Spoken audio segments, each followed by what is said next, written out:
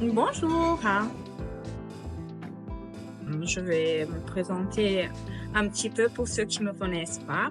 Je suis Bianca Diaconou, la présidente de la société Bianet, qui est une société de nettoyage et blanchisserie semi-industrielle qui est basée au Calais en ce moment et qui est en fait l'action sur Cannes, Canet, Mougins, Antibes, Golfe-Juan, Juan-les-Pins et Montbélieu. Ça fait bientôt 9 ans que j'ai commencé cette activité.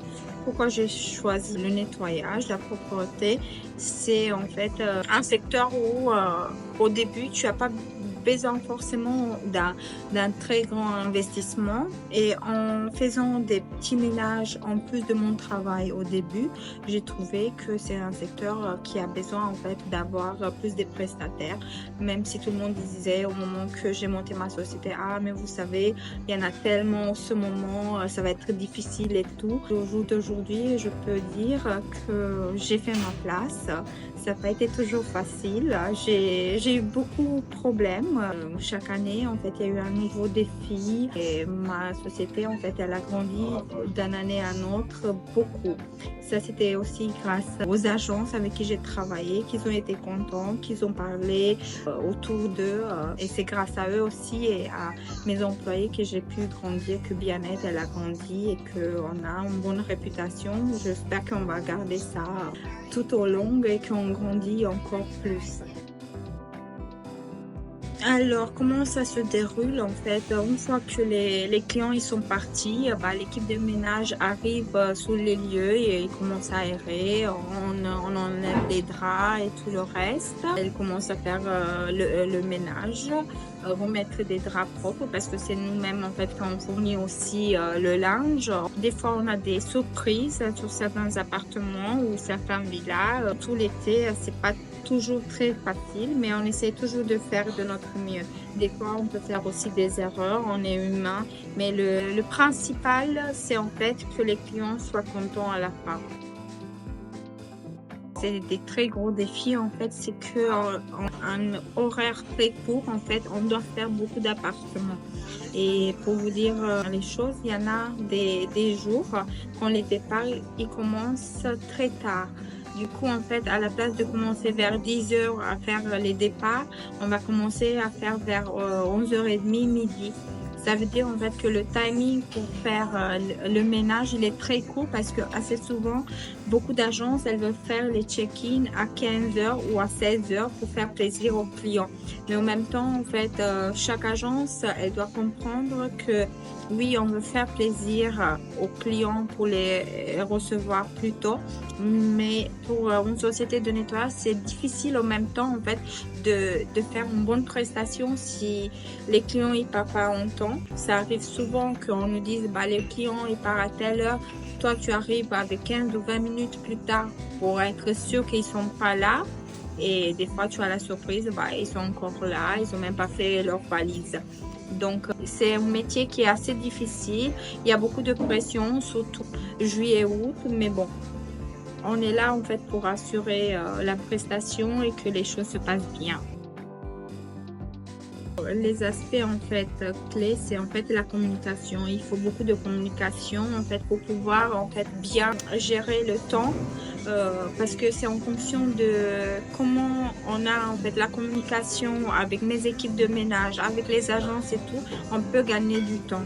Et ça c'est très très important parce que une équipe qui va être sur un appartement qui va finir dans une demi-heure, si elle me dit Bianca, je vais finir en 20 minutes, mais qu'elle finit dans 40 minutes, qu'elle a mal gestionné ça, elle va me faire perdre du temps parce que moi je les prévois pour aller sur un autre appartement ou sur une autre maison.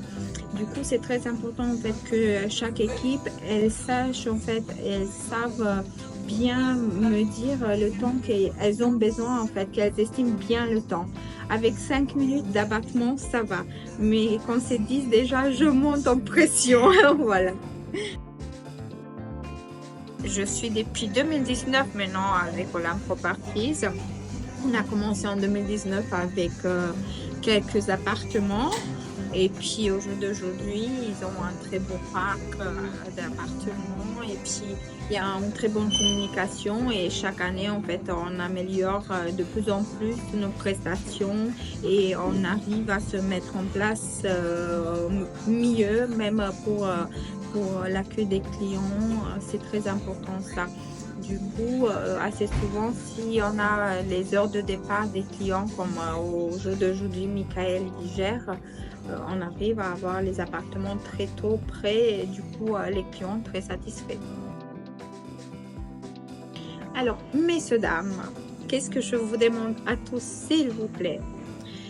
Veuillez mettre dans chaque appartement un seau, une serpillière, un aspirateur, c'est très essentiel. Et une fois à 2 fois par an, il faut faire un ménage à fond, en plus en fait du ménage normal, un ménage plus poussé de l'appartement, parce que en saison en fait, on ne peut pas faire tout, pousser tous les meubles, faire des choses comme ça. Il faut faire un ménage avant la saison pour que l'appartement soit bien propre. Et une fois que le mois d'août elle est fini, de refaire un ménage à fond. Moi, j'estime que ça serait le mieux en fait pour le bon fonctionnement. Et aussi, une chose que assez souvent les propriétaires ils pensent pas, c'est mettez des alaises s'il vous plaît sur les lits pour protéger vos matelas, parce que des accidents il peut y arriver assez souvent. Ça suffit qu'il y a une personne qui se blesse, elle va saigner, elle va tacher votre matelas qui coûte très cher et après vous allez vous prendre à l'agence ou à la société de nettoyage qu'elle n'a pas nettoyé le matelas.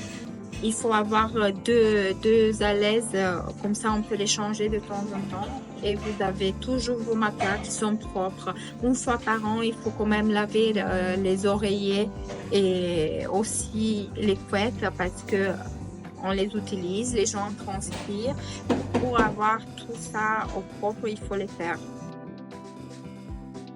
Alors comment on fait ça? Ça c'est un défi tout le temps.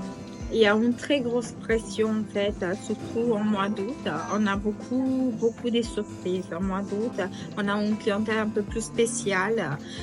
Les gens, ils veulent rester plus dans les appartements pour partir un peu plus tard, parce que c'est samedi. Mais en même temps, en fait, c'est les vacanciers de Paris ou d'autres régions qui arrivent, mais qui arrivent très tôt le matin, qui attendent aussi de rentrer vite.